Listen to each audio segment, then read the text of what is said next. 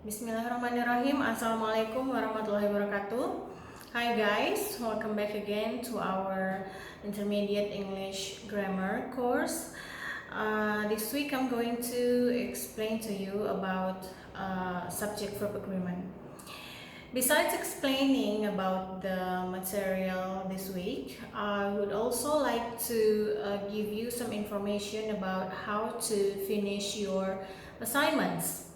First is about our topic discussion or group or for discussion forum, and also there's exercise 1 and exercise 2.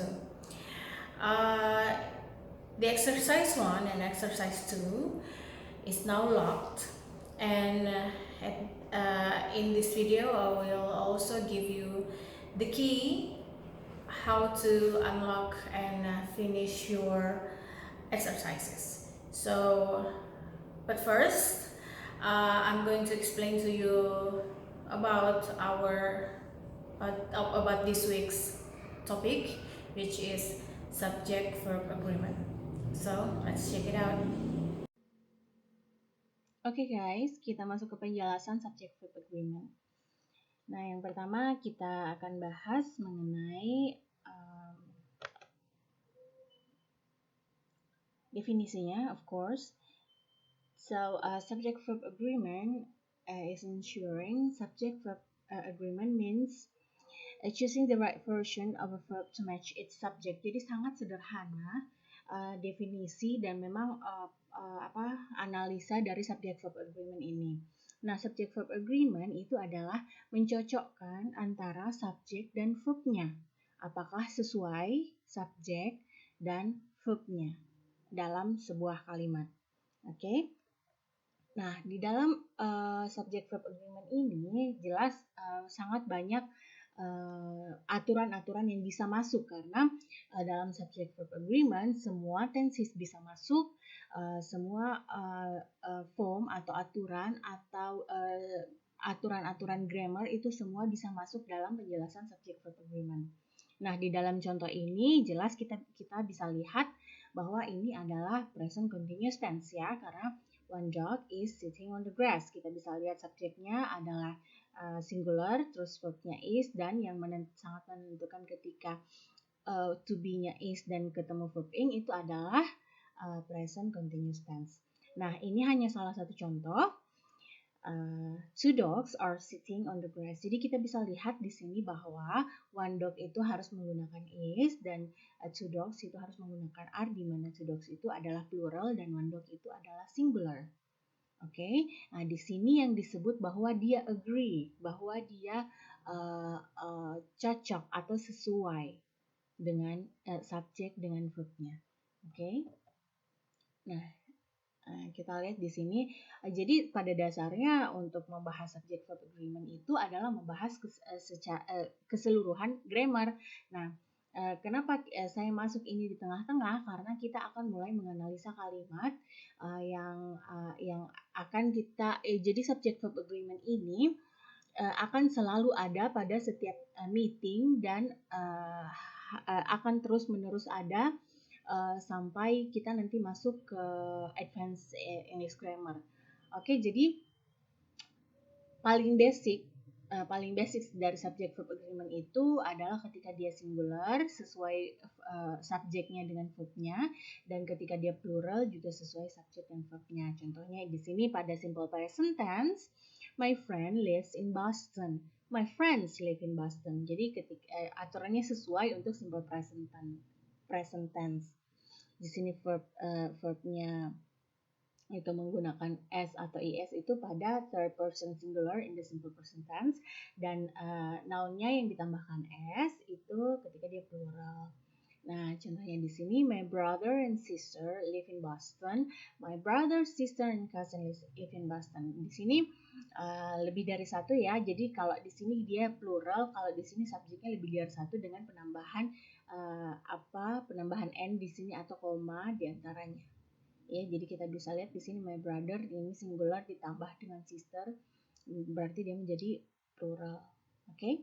Nah, kalau di sini kita lihat every man, woman, and child needs love. Kenapa dia di sini? Kenapa dia di sini verbnya singular, dan di sini each book and magazine is listed in the card catalog. Kenapa di sini ada and, ada koma dan and, tapi kenapa dia terhitung singular? Karena ada penggunaan every dan each. Nah, di sini sebagai exception. Jadi seperti yang saya bilang tadi bahwa semua aturan-aturan di grammar itu masuk ke dalam subject verb agreement ini, dan ini sudah pernah saya jelaskan pada pertemuan-pertemuan selanjutnya, bahkan sudah pernah saya jelaskan pada mata kuliah Basic English Grammar. Nah, kita lihat di sini kalau penggunaan every dan each itu selalu diikuti oleh singular, selalu berfungsi sebagai singular noun. Oke. Nah, sekarang kita lihat contoh G. That book on political parties is interesting. The ideas in that book are interesting. My dog as well as my cats likes cat food. My dogs as well as my cat like cat food. The book that I got from my parents was very interesting. The books I bought at the bookstore were very expensive. Nah, kita di sini sudah masuk ke yang lebih kompleks lagi. Kenapa dia di sini the book on political parties is interesting? Itu karena di sini is interestingnya singular karena kita membahas tentang bukunya ya, bukan political partiesnya.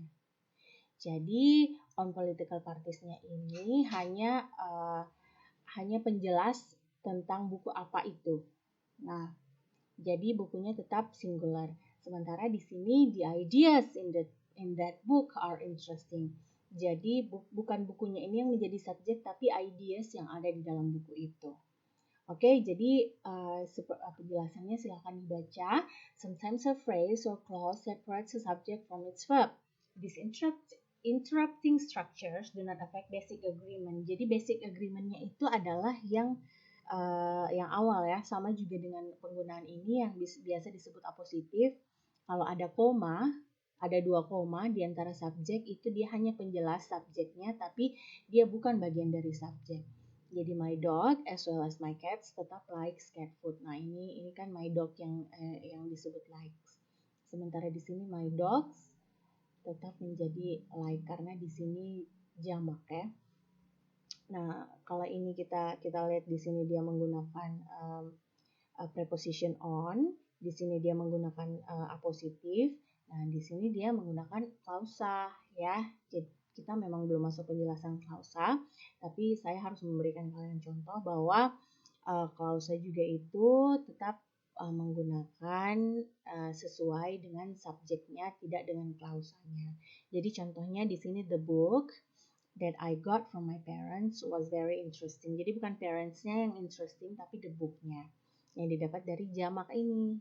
Oke, gitu ya. Nah, terus sama juga di sini untuk pluralnya, the books I bought at the bookstore were expensive. Jadi were-nya di sini mengikuti books, dia jamak, dan ini sudah termasuk tense simple past. Oke. Nah, sekarang kita lihat lagi. Growing flowers is her hobby. Nah, ini kita sudah masuk ke pembahasan gerund, itu akan saya jelaskan lebih lanjut nanti. Oke. Nah, kita selain itu yang banyak juga membingungkan antara lain adalah penggunaan expressions of quantity. Contohnya seperti misalnya pada singular verb dia menyebutkan some of the book is good, some of the books are good.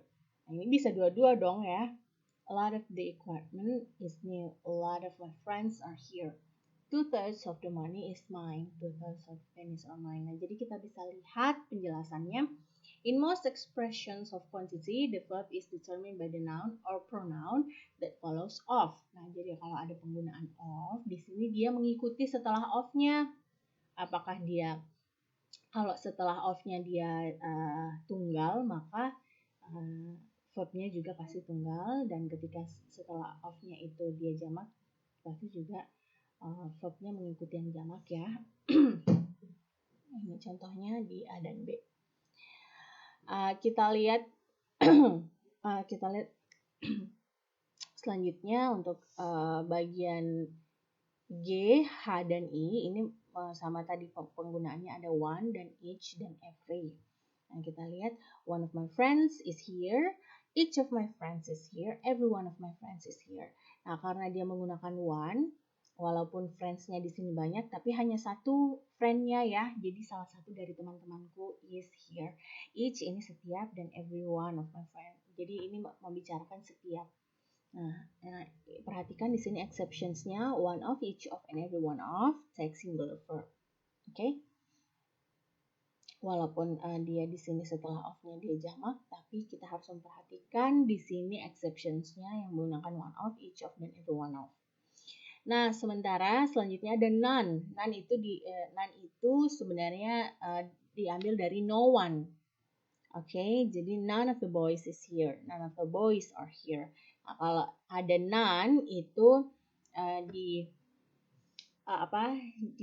untuk formalnya itu dia dianggap tunggal ya, tapi ada bagian informal yang digunakan untuk speech itu bisa menggunakan voice. Tapi di sini dalam tugas-tugas kalian itu kita semua menggunakan yang formal ya, karena kalian akan dipersiapkan untuk writing.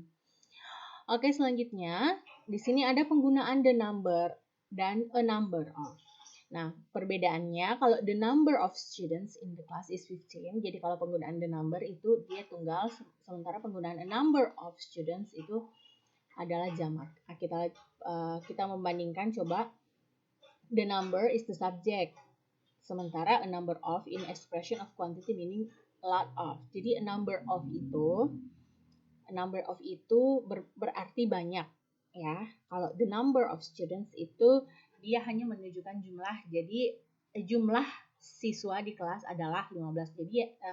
Jadi the number inilah subjeknya. Oke, kalau the number ini subjeknya. Kalau number of di sini bukan subjek dia, tapi quantity dari students. Oke, jadi begitu ya. Saya harap kalian paham. Kalau misalnya ada yang kurang paham, silakan bertanya. Next, kita lihat penggunaan there dan be. Nah, di sini juga saya sudah pernah menjelaskan ini juga sebelumnya, yaitu penggunaan there. Yang ini penggunaan be-nya itu dia mengikuti setelahnya ya. Jadi kalau dia jamak, berarti setelahnya itu jamak, there are 20 students. Dan kalau yang tunggal itu di sini offline-nya tunggal, di sini dia pasti menggunakan juga tunggal atau singular ya. Nah, in the structure there dan plus be, there is called an expletive. Jadi ini namanya expletive ya. It has no meaning as a vocabulary word. It introduces the idea that something exists in a particular place. Jadi dia ini adalah sebagai introduce the idea ya, bahwa there are 7 countries, dalam bahasa Indonesia ada atau terdapat ya. Sometimes the expression of place is omitted when the meaning is clear. It implies expression of place is clearly in the word. Yeah, there are 7 continents. Okay, next, di sini juga penggunaannya ya sama seperti yang tadi saya jelaskan, bahwa penggunaan to be-nya itu dia bergantung pada kata setelahnya. Jadi kalau dia tunggal itu obuknya tunggal, kalau dia sembusnya di sini jamak, jadi dia pasti menggunakan are. Terus ada juga informal. Di sini informal itu kan apa ya? Kalau kita sebut informal itu dia sudah berarti sangat jarang dia menggunakan gramatikal yang sesuai dengan aturan bakunya. Jadi bisa saja disebutkan there are some books on the shelf. Tapi saya tekankan pada penyelesaian tugas kalian harus mengikuti semua aturan-aturan formal. Oke. Next. Kita lihat. Oke, di sini ada lagi contoh-contoh yang irregular ya, yang tidak biasa. Seperti contohnya untuk bagian A, the United States is big. The Philippines consists of more than 7,000 islands. The United Nations has its headquarters in New York City. Sears is a department store. Nah, jadi kita bisa lihat ya di sini apa saja sih, kenapa di sini semuanya ini jamak. Di sini United States, Philippines, Nations, dan Sears. Nah, apa saja kenapa dia bisa menjadi tunggal? Di sini sometimes a proper noun that ends in s is singular. Okay, in the example, if the noun is changed to a pronoun, the singular pronoun it is used, not the plural pronoun. Nah, contohnya di sini United States ini kan adalah sebutan ya. Terus Philippines itu juga sebutan untuk orang-orang Philippines. United Nations di sini sebutan, sementara Sears ini adalah nama dari toko. Jadi tidak semua juga bisa kita langsung menggunakan jamak ketika dia ada penambahan s. Itu kita harus melihat dulu apa dia termasuk dalam kategori apa. Sementara di sini untuk bagian E, the news is interesting. Nah, news ini singular ya, singular walaupun dia menggunakan S, tapi yang ketika dia berarti berita, maka newsnya itu memang singular walaupun dia menggunakan S. Karena berita itu tidak ada yang tanpa S. Kalau new itu ya bukan berita tapi baru. Oke, nah news di sini berita sebagai kata benda yang tunggal. Nah, selanjutnya ada lagi nih penambahan X pada mathematics is easy for her, physics is easy for her too. Nah, fields of study that end in X require singular verb karena penambahan X di sini bukan penanda jamak tapi penanda dia bermakna adalah field of study, sama dengan contohnya linguistics-nya. Linguistics itu adalah field of linguistic study. Jadi semua penambahan X itu tidak berarti dia jamak, tapi dia mempunyai makna sendiri. Nah, selanjutnya juga ada nama seperti contohnya penyakit. Diabetes is an illness. Certain illness that end in S are singular seperti diabetes, measles, mumps, rabies, rickets, and shingles. Nah, jadi dia di sini untuk nama-nama seperti penyakit itu dia tetap tunggal ya. Nah, sementara expression of time, nah ini expression of time ini seperti misalnya 8 hours of sleep is enough. Jadi $10 is too much to pay. 5,000 miles is too far to travel. Nah, kita lihat expression of time, money, and distance usually require a singular verb. Jadi ini sangat tergantung pada konteks ya. Ketika kita membicarakan 8 hours of sleep, di sini sebagai satu kesatuan ya. Terus $10 juga, jadi bukan jumlahnya, tapi konsep dari $10 ini adalah terlalu mahal terhadap dari sesuatu. Terus 5,000 miles ini juga konsep dari jarak. Nah, selanjutnya kita lihat di sini arithmetic expressions require singular verb. Jadi seperti misalnya kalau 1 tambah 1 itu dia menggunakan singular juga. Jadi di sini contohnya 2 and 2 is 4. Jadi di sini maksudnya 2 and 2 atau 2 plus 2 ya is 4. Jadi bukan subjeknya ini, tapi hasilnya itu adalah 4. Nah, terus bisa juga menggunakan equals, is atau equals, dan is. Oke, jadi seperti itu ya. Next kita lihat kalau plural yang tidak menggunakan s, seperti misalnya people, police, cattle. Nah, di sini people, police, and cattle do not end in s, but are plural noun and require plural verbs. Nah, kita lihat di sini police ada bintangnya, kita lihat ke bawah. People ya maksudnya. The word people has a final s, peoples, only when it used to refer ethnic or national groups. All the peoples of the world desire peace. Jadi semua juga bentuk plural ini sebenarnya bisa menggunakan s, tapi bukan jamak, bukan dalam bentuk jamak dia pada kata itu sendiri, tapi pada jenisnya. Jadi misalnya contohnya di sini all the peoples of the world, berarti peoples di sini keseluruhan etnik, keseluruhan national groups, itu maksudnya secara ada bermacam-macam orang gitu ya maksudnya. Nah, bedanya di sini lagi kemudian kita bisa lihat untuk singular dan plural. English is spoken in many countries. The English drink tea. Chinese is his native language. The Chinese have an interesting story. Nah, kita bisa lihat di sini kenapa ini sama-sama kelihatan singular tapi kok berbeda, ada yang pakai singular, ada yang pakai plural. Kita lihat penjelasannya. Jadi untuk yang pertama di sini ini adalah artinya bermakna bahasa ya. Jadi English is spoken in many countries. Jadi di sini berarti bahasa. Sementara yang di bagian Q, di English brings itu adalah English people from England. Jadi sesuai dengan konteks kita bisa melihat, walaupun kita tidak ada penjelasan ini, kita bisa melihat bahwa English is spoken in many countries itu berarti bahwa bahasa ya, karena di sini disebut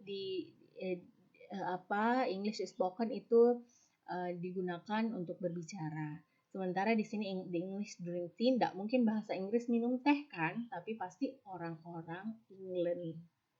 Oke. Sama dengan R dan S. Chinese is a native language, berarti membahas tentang bahasa dong. Nah, terus di sini the Chinese have an interesting history. Di sini berarti yang punya sejarah itu kan orang-orang Cina, bukan bahasanya. Begitu ya maksudnya. Oke, next kita lihat. The poor have many problems, the rich get richer. Nah, ini a few adjective, kan kita bisa lihat ya bahwa di sini poor dengan rich itu adalah adjective bukan noun, tapi penambahan the itu membuat dia menjadi noun. Walaupun tanpa s, tapi di sini dia sudah merepresentasikan orang-orang miskin. Nah, kita lihat penjelasannya. Few adjectives can be preceded by the and used as plural noun. Ya, walaupun tanpa s, dia merujuk kepada orang-orang yang mempunyai kualitas tersebut. Jadi kualitas miskin dan kualitas kaya, begitu maksudnya ya. Contohnya misalnya the young, the elderly, the living, the dead, the blind, the deaf, dan seterusnya. Jadi ini semua adalah sebenarnya tanpa the dia adalah adjektif, tapi ketika penambahan the dia berubah menjadi plural noun. Oke. Nah, kita lihat di sini ada lagi, ini nanti akan juga masuk ke dalam tugasnya.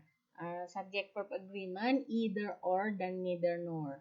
Penggunaan either or dan neither nor ini bagaimana penggunaan subjek dengan verbnya? Oke, kita lihat two singular nouns connected by or nor take singular verb. Jadi neither Charles nor Benjamin was present there. Neither he nor his dad is good at driving. Jadi kalau ada dua singular, ini Charles singular, Benjamin juga singular. He singular, his dad juga singular. Jadi tetap menggunakan singular. Was present dan is good at driving. Oke, jadi ini kita sudah tackle ya untuk yang two singular nouns.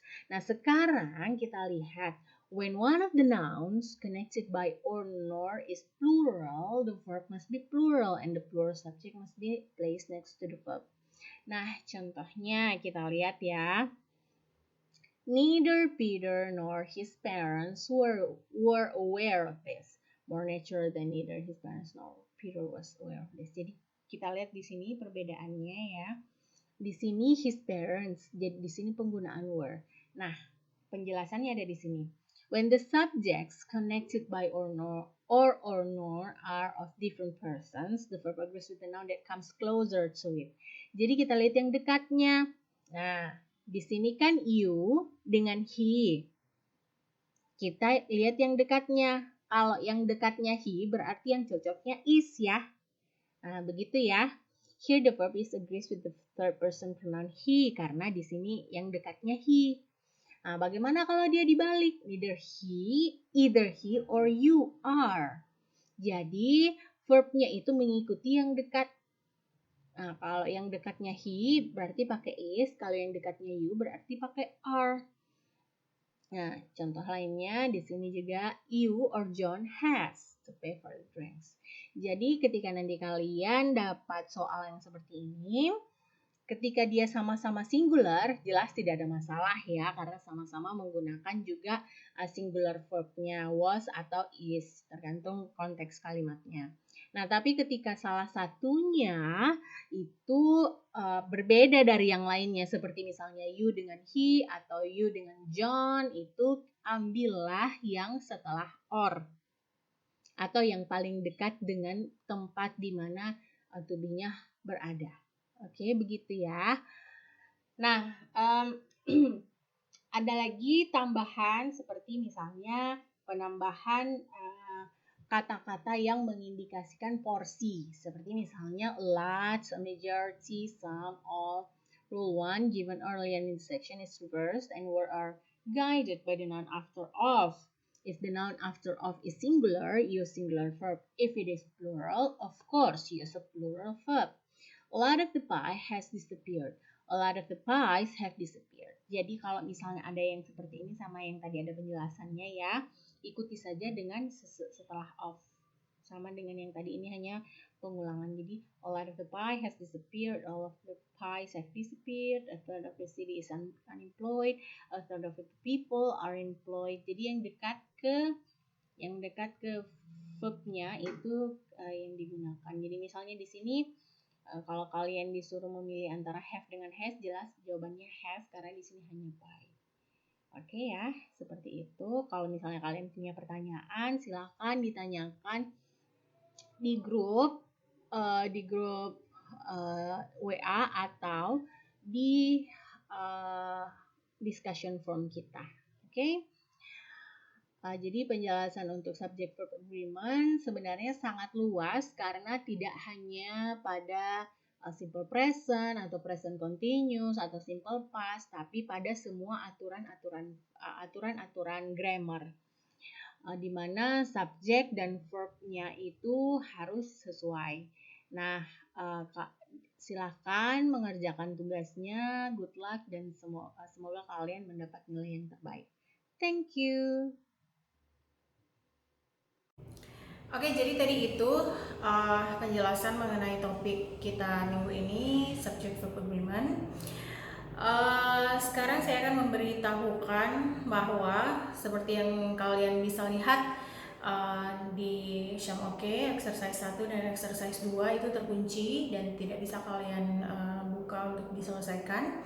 Karena pada minggu lalu saya memperhatikan bahwa kalian tidak begitu serius untuk mengerjakan discussion forum, jadi makanya saya mengunci exercise dan kalian harus menyelesaikan discussion forumnya dulu.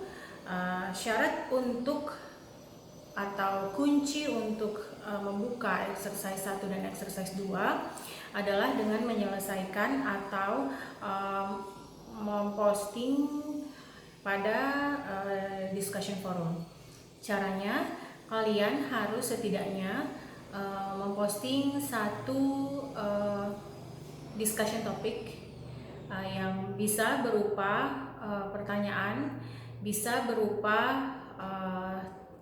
berupa case yang unik yang kalian temukan yang mungkin belum pernah kita bahas selama ini, baik itu dalam basic English grammar ataupun dalam intermediate English grammar yang sudah kita jalankan selama semester ini. Silahkan kalian bisa memposting di situ pertanyaan atau case atau mungkin kalian menemukan beberapa case yang tidak saya jelaskan tapi terkait dengan materi-materi yang sudah kita pernah bahas. Jadi di situ kita bisa saling berdiskusi. Jadi persyaratan untuk membuka kunci exercise 1 dan 2 adalah dengan kalian harus menyelesaikan setidaknya 1 kali post tema atau discussion topic, dan yang selanjutnya adalah kalian harus mereply discussion topic dari teman kalian sebanyak minimal 5 kali. Jadi kalau kalian misalnya tidak memposting atau tidak merespon atau mereply postingan teman kalian, exercise 1 dan exercise 2 akan tetap terus terkunci. Jadi silahkan kalian mencari pertanyaan, atau mungkin pada saat penjelasan saya, baik itu PDF material di pertemuan 1, 2, dan 3, atau penjelasan materi minggu lalu yang kurang jelas, atau pada penjelasan saya tadi mengenai subject verb agreement ada yang kurang jelas, atau kalian menemukan case yang unik yang ada di luar dari source kita yang kalian dapat, itu silakan diposting di topik discussion. Nah, saya harap dari apa yang sudah saya amati sejak pertemuan 1, 2, 3, dan keempat, itu saya melihat selain dari kalian yang sangat jarang posting di discussion topik, juga banyak yang copas dari internet saja terus langsung dimasukkan. Sebaiknya saya pikir kalian seharusnya organik ya, maksud saya yang betul-betul kalian tidak paham, atau misalnya kalian dapat case yang tidak pernah saya jelaskan atau berbeda dari penjelasan saya, silakan itu diposting di topik discussion di Syam Oke. Jadi itu persyaratannya untuk kalian bisa menyelesaikan exercise 1 dan exercise 2 di Syam Oke. Nah, sampai di sini tolong kalau misalnya ada pertanyaan mengenai pelaksanaan topik discussion atau exercise, silakan bertanya di grup chat kita di WhatsApp. Okay, so I think that's all. I hope we can gain many insights in this meeting from this week's meeting, and also I hope that you can be more insightful and have new experiences in looking out for some topics for our discussion topics this week. So I think that's all. I will see you again next week. Bye bye. Assalamualaikum warahmatullahi wabarakatuh.